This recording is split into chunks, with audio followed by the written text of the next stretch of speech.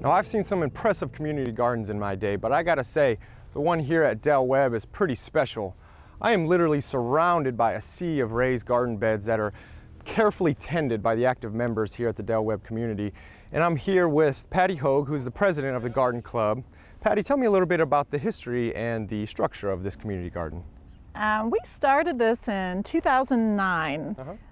We had a vision by our then president, Greg Hill, and he knew that there were so many gardeners moving here. So this land was not developed, and he got permission to build the first 34 beds, and that's where it all began.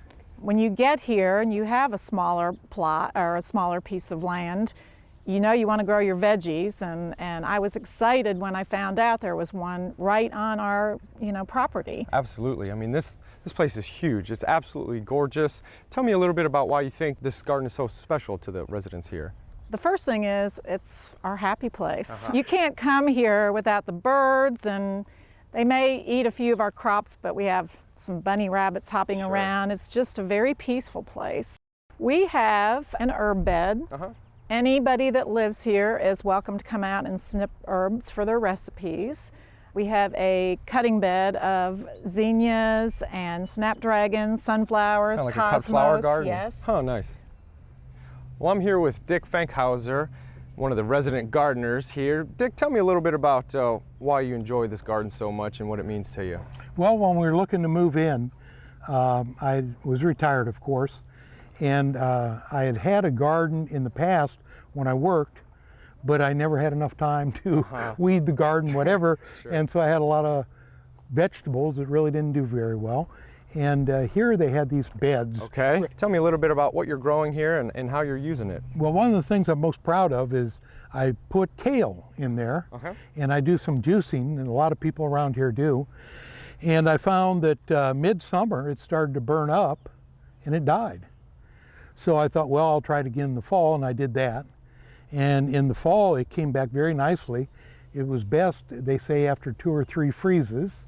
And that's when it was very good. It up a little bit. Yes, it takes away that bitterness. That's right. My wife's got some recipes that you massage the kale to make kale salad, which also sweetens it up. So there was 5 to 8 families that I was taking kale to for their juicing and whatnot. When they were building in the community, they had this scrap when they were doing their concrete. And a number of people learned from one of the guys how to make a nice cage out of that that holds up the tomatoes nicely. This is the Cherokee purple, and you can see there's a young one there. With all the rain this year, I don't know if that's hurt this or not. I haven't had as many tomatoes on the vines this year, but they are still blooming, and I expect to continue to get some good crop. I've had a number of yellow peppers, and this is a mild yellow pepper. It's a banana pepper. So Dick, tell me a little bit about the garden beds here and how everybody's responsible for their own. Well, the beds are on a signed-up basis, first come, first serve, and you get a full bed for $50. A year? A year. And then you get a half bed for $25 if you want that. Okay, very reasonable. But people are expected to maintain their own garden, and they're to be respectful of others' gardens that we pick from our garden, not his garden or her garden. And the size of a full bed is 24 by 4. Wow, that's a really large size bed. And I even see that you even have, just to make sure that everybody keeps up with their own garden beds, they have names and numbers on each garden plot. Yes. I bet that really helps out keep everything organized. And you get to know the people around you. And in a community this size, you wouldn't necessarily know everyone's name, but with their name on there, you do. And we say, I shouldn't be picking out of that one, or they shouldn't be picking out of mine. But there's a lot of trading that goes on, because when my kale's in, people may not have their squash in yet. A little bit of barter. So once I've given enough kale away, I end up with some acorn squash or something to pay back for that. The thing that I enjoy most probably is talking to some of the gardens about the methods they use and why their tomatoes are so much bigger than mine or more colorful or whatever. But there's a lot of heirloom things put out here in the gardens. A lot of varieties of old. Right. So that's different than you're going to find in the grocery store. Yep. And I think all of us are very pleased when that first tomato comes off our plant, rather than getting one out of the grocery store and see the difference in the taste in those. Nothing like a homegrown variety. That's right. Well, that's fantastic to hear about the amount of community involvement and the relations that goes on within this garden.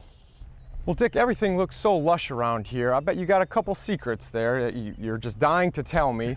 Well, there's not much that I've learned on my own, but with this many community gardeners working together, you learn a lot from a lot of other people. One thing I had done was I used to bury a fish in with a tomato plant and then plant the tomato, and it really produced some nice tomatoes. Here we have a lake and a lot of people fish, and they put tilapia in it each year so that they can eat the algae. Gotcha. But tilapia, as a lot of people know, will not last through the winter, so they will die out. But the gardeners also harvest the dead fish that have died and bury them in their gardens, and something I think that the American Indian used to do with their gardens. Fantastic. We also get, from the community, we get chips, wood chips that we use between the beds, which cuts down the mud, but we also buy a couple truckloads of mushroom mulch that is no longer good to grow mushrooms. Right, which is kind of a byproduct of the mushroom industry. Right, and so we end up putting that over our beds at the early part of the season. Well, I can really tell a difference in the health and the vitality and the vigor of your garden beds here, so whatever you're doing, it's definitely working. So I'm standing here at one of the resident garden beds, and I just love what they have going on here in the creative use of space in the bed. You can see the transition of crops. Everything from the lettuce and the beets are starting to kind of finish out for the season, and we're transitioning into some summer crops like the bush beans here, and then I also see some summer squash and cherry tomatoes nearby. But I love what they're doing with the fencing here, about how it's kind of serving a dual purpose, I think, in my opinion. One, to kind of keep any of the critters away, but also at the same time to allow some of the beans or the squash or the cucumbers to kind of grow up along this fence, really maximizing that square foot. And that's something I always try to encourage a lot of gardeners at home to tell them that gardens really don't require as much space as you might think. You can get really creative with some cheap materials, and you'd be surprised on what you can really harvest out of small spaces just like this. Another area that I'm so excited to see here at the Del Webb Community Gardens is how the fact that they have a little bed here just for pollinators. And as we all know, pollinators need our help. And this one in particular has a whole host of plants, everything from butterfly bush to bee balm to pentas and salvia, sunflowers in the back there, even to this fennel here, which fennel is a fantastic host plant for the monarch butterfly.